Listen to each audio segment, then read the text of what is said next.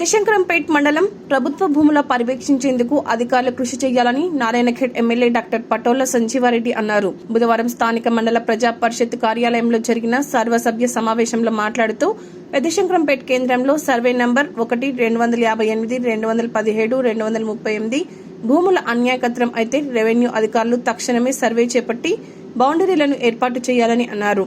పట్టా భూములను ఎవరైనా ఆక్రమిస్తే వెంటనే చర్యలు తీసుకుని వారికి నోటీసులు పంపాలని ఎంఆర్ఓ గ్రేసీబాయ్కి ఆదేశించారు. మండల సర్వసభ్య సమావేశంలో వివిధ శాఖల అధికారుల యొక్క పనితీరును ఆరాధించారు. ప్రజల సమస్యలు పరిష్కరించడంలో ఆలసత్వం ప్రదర్శించవద్దని, ప్రజలకు ఎలాంటి ఇబ్బందులు కలగకుండా అందుబాటులో ఉండాలని అన్నారు.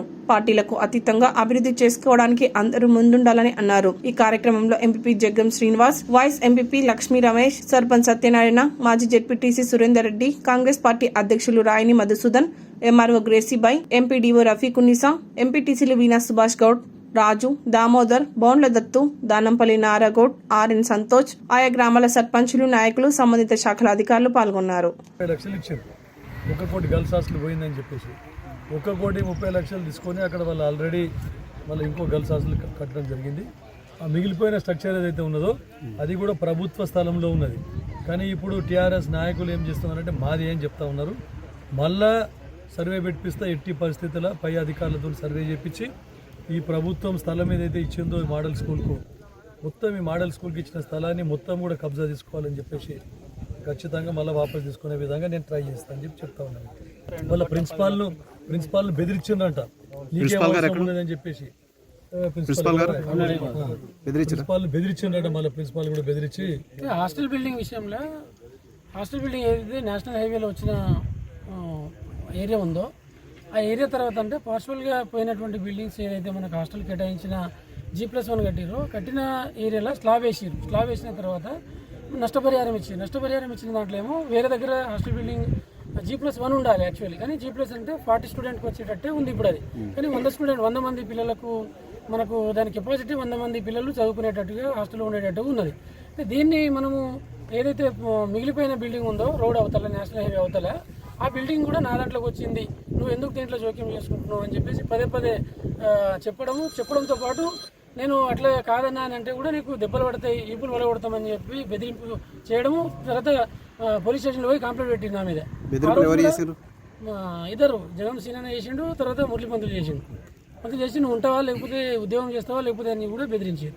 అయినా కానీ నేను సార్కు పదే రిక్వెస్ట్ పెట్టినా, అట్లా కాదు సార్, మనం చాలా బాధలు ఉన్నాం, ఆడపిల్లలు ఉన్నారు సార్, ప్లీజ్ సార్, ఆడపిల్లల విషయంలోనే నేను పోరాడుతున్నాను సార్, ప్లీజ్ మీరు చూడాలి సార్, వచ్చేనే చూడండి సార్ అని అంటే కూడా మిషన్ పేరుతో నీళ్ళు కేవలం ఒక్క బోరును కూలగొట్టేసారు. తర్వాత వేరే బోర్ని వేసి ఇవ్వండి సార్ ప్లీజ్ అని అంటే కూడా ఒక బోర్ కూడా వేయలేరు.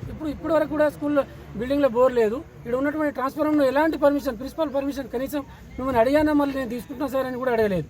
ఇక్కడ ఉన్న ట్రాన్స్ఫార్మర్ను ఎట్లా తీసేస్తారు, తర్వాత వాటర్ స్టోరేజ్ కోసం టాయిలెట్ కోసం ఉన్నటువంటి సింకును ఎట్లా తొలగిస్తారు, ఎలాంటి పర్మిషన్ లేకుండా తీసేసారు. కనీసం సరే నా దాంట్లో వస్తే ఆర్డర్ తీసుకొచ్చి నీకు ఇచ్చారు కదా, నీకు ఇచ్చిన ఆర్డర్ నాకు చూపిస్తే నేను సరే వదులుకుంటానని కూడా చెప్పిన నేను కనీసం. మరి మీరు మీ దగ్గర ఆర్డర్ ఉన్నప్పుడు ఆర్డర్ ఇవ్వన్నా అని చెప్తే ఇప్పుడు తెస్తా రేపు తెస్తా అని చెప్పేసి ఈరోజు 2-3 ఇయర్స్ నుంచి ఇదే బాధ. పిల్లలు మాత్రం చాలా సఫర్లు ఉన్నారు. పేరెంట్ మీటింగ్ పెట్టినాము, పేరెంట్ కూడా అదే వాదించారు. పేరెంట్ కూడా ఆ రోజు అందరు పేరెంట్ అదే ఒకటే మాట అన్నారు, ఇది మా పిల్లలకు అన్యాయం జరుగుతుందని చెప్పేసి. కాబట్టి అందరూ సహకరిస్తారని ఆకరిస్తున్నా. Thank you.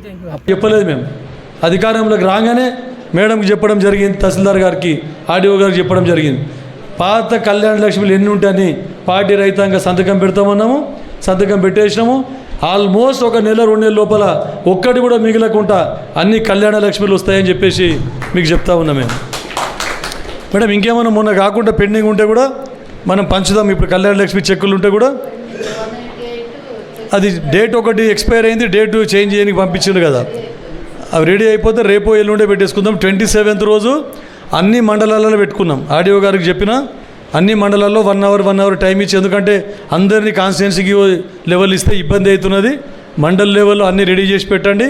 మండల్కి నేనే వస్తా, అందరి తరఫున అందరు ప్రజాప్రతినిధులు ఉంటారు, ఆ కన్సర్న్ గ్రామంలో ఉంటారు, వాళ్ళందరికీ ఇచ్చేద్దామని చెప్పి చెప్పడం జరిగింది. మీరు కూడా శంకరంపేట మండలం ఉంటే తొందరగా రెడీ చేసి పెట్టండి అని చెప్పి చెప్తా ఉన్నా.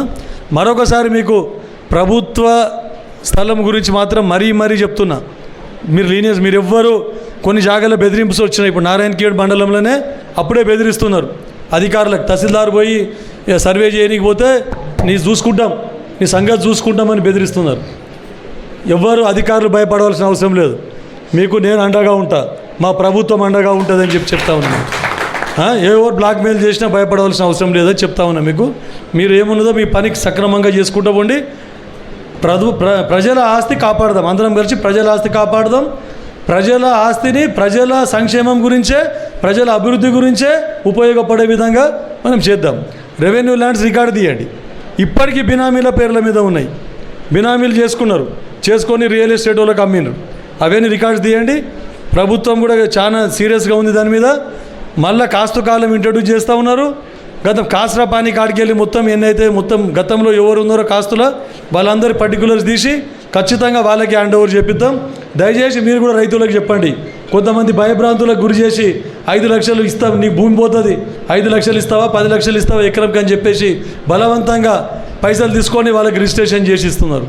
నేను చెప్పినా కూడా ఎన్నోసార్లు ప్రతిపక్షంలో ఉన్నప్పుడు కూడా చెప్పిన, అయ్యా మీరు ఆగుండ్రా భయ్, మీరు చేయకుండా మీరు ఎవరు ఒక్కరికి రూపాయి ఇచ్చే అవసరం లేదు, మీరు కాస్తులు ఉంటే మీకే ఇప్పిస్తాం. మళ్ళీ మీకు భయపడి 5 లక్షలు 10 లక్షలకు అమ్ముకున్నారు. మీరు పైసలు ఇచ్చి రిజిస్ట్రేషన్ చేసుకున్నారు.